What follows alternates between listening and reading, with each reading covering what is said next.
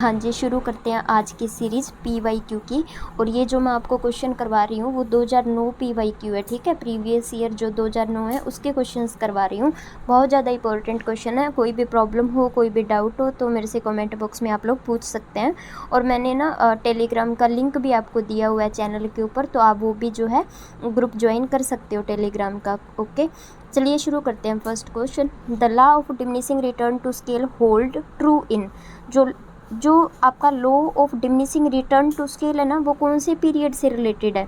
Market period, short period, long period, circular period. तो इसका जो राइट आंसर है वो क्या होगा? Long period. अब लॉन्ग पीरियड क्यों होगा? क्योंकि यहाँ पे क्या लिखा हुआ है?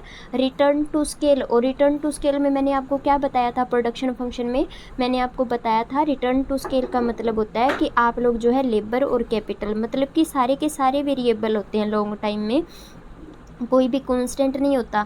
आप लोग जो है प्रोडक्शन को इंक्रीज़ करवाने के लिए लेबर और कैपिटल दोनों को इंक्रीज जो है कर सकते हो रिटर्न टू स्केल के अंदर। तो इसका आंसर क्या होगा? लॉन्ग पीरियड होगा। क्लियर। इसके बाद सेकंड क्वेश्चन है हमारे पास, the demand for labour by a firm is derived demand. समझ रहे हो ना ड्राइव्ड डिमांड क्या होती है? Because it depend upon. तो आपने बस इसका अगर आपको मीनिंग पता है ना तो आप आसानी से इसका आंसर निकाल सकते हो।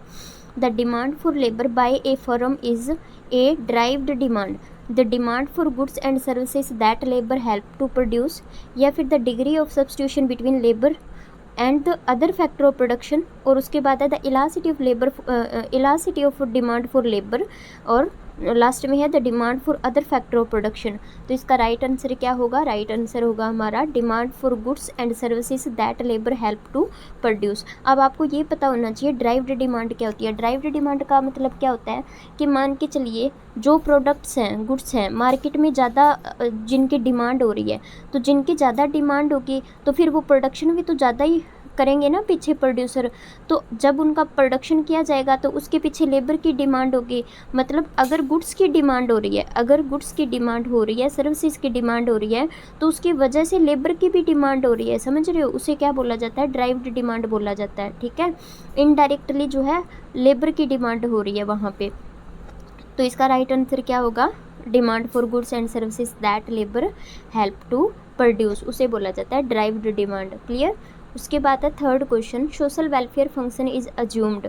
सोशल वेलफेयर फंक्शन क्या अज्यूम करके चलता है वो मतलब आपने बताना है यहाँ से। तो मैंने ना कम्युनिटी बॉक्स में भी ये क्वेश्चन डाला था, सभी बच्चों का सही है ऑलमोस्ट। जो पोल है वो जो यहाँ पे हाइपोथेटिक होता है, ठीक है। तो इसका थर्ड ऑप्शन है वो बिल्कुल राइट है। तो मैंने ना कम्युनिटी बुक्स में ना वहाँ पे PYQ अपलोड करती हूँ मैं, ठीक है। तो वो आप ना मिस ना किया करो। मैंने वो आप लोग आपने ना उनका आंसर मतलब जो शुरू में अभी है क्वेश्चंस उनके तो आप आंसर दे देते हो, बट बीच में क्वेश्चंस है ना आपने देखे नहीं है। तो आप ना कम्युनिटी बॉक्स में जाके ना उनके आंसर भी वहाँ पे जो है पोल कर देना, ठीक है। क्योंकि वो PYQ है, बहुत ज़्यादा इंपॉर्टेंट है। कोई भी प्रॉब्लम हो तो पूछ लेना, और उनके जो आंसर है वो मैं जो आपको वो बता दूंगी, ठीक है, कमेंट बॉक्स में। तो वो कोई टेंशन वाली बात नहीं है, वो कमेंट बॉक्स में मैं बता दूंगी, बट पहले आपको पोल करना है वहाँ पे। आपका आंसर मैक्सिमम आपका आंसर सही होना चाहिए, अदरवाइज़ जो है कोई भी प्रॉब्लम होती है तो वो हम लोग जो है डिस्कस कर लेंगे वहाँ पे। क्लियर। उसके बाद फोर्थ क्वेश्चन है हमारे पास, इन द क्लासिकल थ्योरी के अकॉर्डिंग आपने बताना है इंक्रीज इन मनी सप्लाई। अगर मनी सप्लाई इंक्रीज होती है तो उसका इफेक्ट क्या होगा? इन चार ऑप्शन में से कौन सा इफेक्ट होगा अकॉर्डिंग टू क्लासिकल? बहुत इंपॉर्टेंट थॉट है, मतलब आपको ना classical thought, Keynesian thought, modern thought, या फिर हम बोले हैं ना, मतलब अलग अलग ये जो थॉट्स है ना सबके बारे में आपको पता होना चाहिए। एक लाइक स्टोरी की तरह याद कर लो, क्योंकि यहाँ से क्वेश्चन पूछते हैं हर बार वो। तो क्लासिकल के अकॉर्डिंग अगर मनी सप्लाई इंक्रीज हो रही है तो उसका क्या इफेक्ट पड़ेगा? उसका इफेक्ट पड़ेगा प्राइस लेवल के ऊपर। समझ रहे हो? उसका इफेक्ट पड़ेगा प्राइस लेवल के ऊपर। तो प्राइस लेवल इंक्रीज हो जाएगा, क्योंकि मनी सप्लाई इंक्रीज होने से क्या होगा? लोगों के हाथ में परचेजिंग पावर इंक्रीज हो जाएगी ना, इनकम इंक्रीज हो जाएगी, तो उसकी वजह से प्राइस लेवल पे सीधा इफेक्ट पड़ेगा। तो इनका व्यूज डायरेक्टली इसी बात से था कि प्राइस के ऊपर डायरेक्ट इफेक्ट पड़ता है मनी सप्लाई का। तो इसका फोर्थ आंसर जो है वो बिल्कुल राइट होगा। क्लियर। उसके बाद LM, मैंने पहले भी बोला था कि मैं आपको ना LM और IS कर्व है ना उसके ऊपर प्रॉपरली मैं आपको जो है डिस्कस करेंगे, हम पूरा लेक्चर बनाएंगे। बहुत ही इंपॉर्टेंट टॉपिक है, यहाँ से मतलब एग्ज़ाम में हर बार क्वेश्चन वो रिपीट करते हैं। तो यहाँ पे हमें पूछा गया है shift in L M curve, L M जो कर्व है उसमें शिफ्ट हो रहा है, समझ रहे हो एल एम कर्व के बारे में, ठीक है।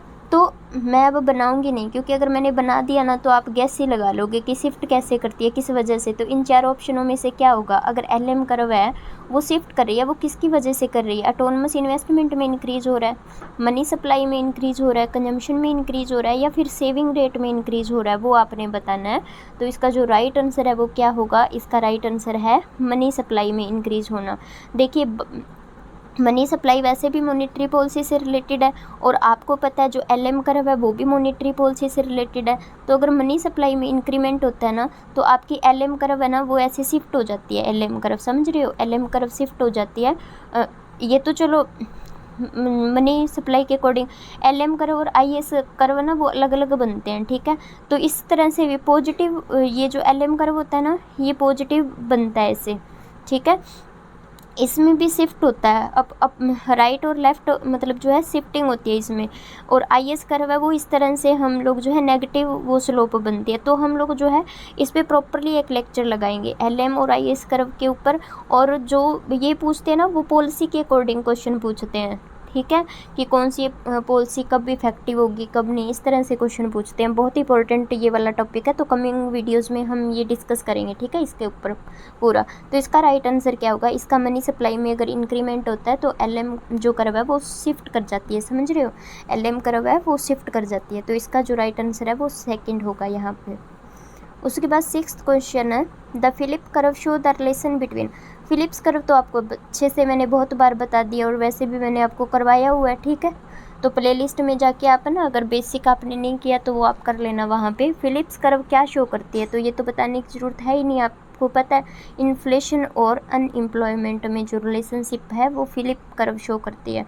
तो वो आपसे लॉन्ग टर्म वाला फिलिप्स कर्व, शॉर्ट टाइम वाला फिलिप्स कर्व, या नेचुरल रेट ऑफ अनएम्प्लॉयमेंट, इस तरह से वो क्वेश्चन आपसे वो पूछते हैं। तो ये तो बड़ा सिंपल सा, आपको भी पता है, बड़ा आसान सा क्वेश्चन है, बट इससे रिलेटेड और भी क्वेश्चन बनते हैं, तो वो आप ध्यान कर लेना, ठीक है। कोई भी प्रॉब्लम हो, डाउट हो तो वो पूछ लेना आप कमेंट बॉक्स में।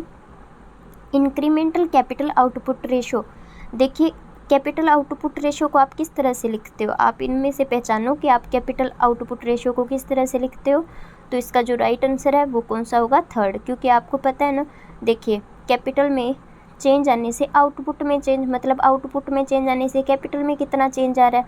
तो आप कैपिटल आउटपुट रेशो को इस फॉर्म में लिखते हो, ठीक है, change in K divide by change in Y, इस तरह से लिखते हो आप। तो इसका राइट आंसर क्या होगा, थर्ड इसका जो है राइट आंसर होगा।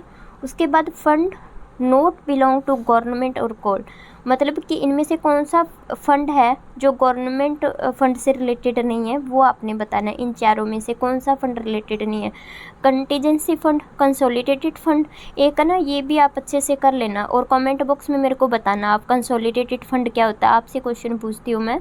तो अगर किसी भी स्टूडेंट को ये वाला क्वेश्चन आता है तो वो मुझे कमेंट बॉक्स में बता सकता है, कंटीजेंसी फंड के बारे में, कंसोलिडेटेड फंड के बारे में आप मेरे को आंसर दोगे, ठीक है। और यहाँ पे पूछा गया आपसे, यहाँ पे आपसे क्या पूछा गया कि कौन सा जो फंड है वो गवर्नमेंट से रिलेटेड नहीं है। तो इसका जो राइट आंसर है वो मैं आपको बता देती हूँ, प्राइवेट जो अकाउंट है वो गवर्नमेंट से जो है रिलेटेड नहीं है यहाँ पे, बाकी जो है गवर्नमेंट से रिलेटेड है। बट आपने मेरे को कमेंट बॉक्स में आंसर बताना है कंटीजेंसी फंड क्या होती है और कंसोलिडेटेड फंड क्या होती है, ठीक है, क्योंकि ये बहुत इंपॉर्टेंट है और आपसे क्वेश्चन पूछा भी जाता है। और जिन स्टूडेंट को आता है बहुत अच्छी बात है, जिनको नहीं आता वो थोड़ा सा जो है गूगल यूज़ कर लेना और मेरे को आंसर दे देना, क्योंकि मैंने आपसे पूछा, आप सर्च करोगे, आप मेरे को आंसर दोगे तो आपको लॉन्ग टाइम तक वो याद रहेगी बात, ठीक है, क्योंकि ये इंपॉर्टेंट कॉन्सेप्ट है, यहाँ पे मैं आपको बता देती हूँ, समझ रहे हो ना। उसके बाद 9th क्वेश्चन है the deficit in which the deficit are converted through tax is called, मतलब कि वो डेफिशिट जो टैक्स से मतलब फिल किया जाता है, ठीक है, टैक्स से फिल किया जाता है, जिसे कवर किया जाता है, वो आपने बताना है, उसे क्या बोलते हैं, balanced budget, unbalanced budget, surplus budget या जीरो बेस बजट। तो इसका जो राइट आंसर है वो क्या होगा, बैलेंस बजट। ठीक है, समझ रहे हो, जो डेफिशिएट हो टैक्स इकट्ठा करके जिस डेफिशिएट को कवर किया जाता है ना, वो बैलेंस बजट होता है। ठीक है, अनबैलेंस आप जानते ही हो, सरप्लस बजट भी आप जानते हो, एक है जीरो बेस बजट। ठीक है, तो ये भी आप अगर थोड़ी सी मेहनत करोगे तो बड़ा आसान सा है। मेरे को आप ये भी आंसर बता देना, जीरो बेस बजट। मुझे पता है, मैं भी बता सकती हूँ आपको, कोई बात नहीं, मैं तो बता ही दूंगी। दोबारा क्वेश्चन करवाऊंगी तो फिर बता दूंगी, कमिंग वीडियोज़ में बता दूंगी। बट आप मेरे को बताना जीरो बेस जो है बजट वो क्या होता है।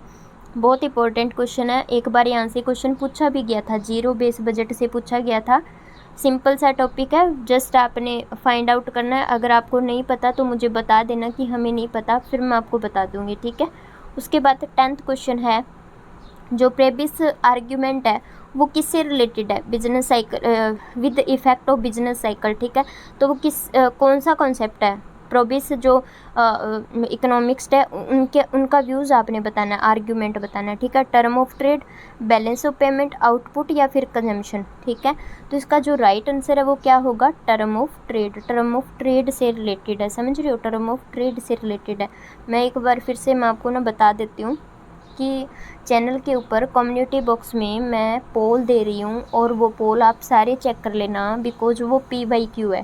ठीक है, PYQ है, पंजाब लेक्चरर की जो तैयारी कर रहे हैं उनके लिए तो है ये इम्पोर्टेंट, मोस्ट इम्पोर्टेंट, बिकॉज वो मैंने PYQ उठाए हैं पंजाब लेक्चरर वाले। प्लस जो UGC नेट की तैयारी कर रहे हैं, NTA नेट की, मतलब जो NTA नेट की तैयारी कर रहे हैं, KVS की तैयारी कर रहे हैं, NVS, आपको पता है आपका लेवल तो सबसे हाई है ना, पंजाब लेक्चरर का लेवल तो है ही है, प्लस आपका तो उससे भी हाई है ना, तो आपके लिए तो फिर ये नॉर्मल क्वेश्चन तो है ही इंपॉर्टेंट, आप समझ रहे हो ना। तो मैं बार बार बोल रही हूँ कि कम्युनिटी बॉक्स में जो पोल है वहाँ पे मैंने PYQ अपलोड किए हैं, तो वो आप सारे चेक कर लेना और उनके आंसर जो है वहाँ पे दे देना।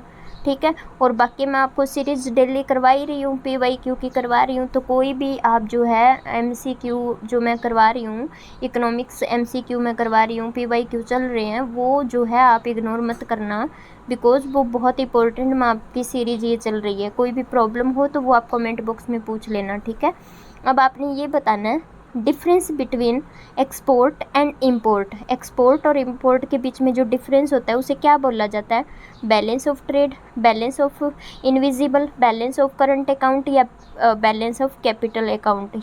तो जो सिर्फ एक्सपोर्ट और इंपोर्ट का जो मतलब डिफरेंस है ना, उसको क्या बोला जाता है वो आपने बताना है। तो एक्सपोर्ट और इंपोर्ट के डिफरेंस को बैलेंस ऑफ करंट अकाउंट बोला जाता है। ठीक है, सिर्फ एक्सपोर्ट और इंपोर्ट का जो हम माइनस करते हैं ना, वो किस में आएगा, बैलेंस ऑफ करंट अकाउंट में आएगा। ठीक है, तो इसका जो थर्ड ऑप्शन है वो बिल्कुल राइट है। उसके बाद the statical technique use to determinate the degree of relationship between two variable is called dispersion. अब मैंने डिस्पर्सन पे पूरा लेक्चर लिया है, ठीक है, तो आप देख लेना।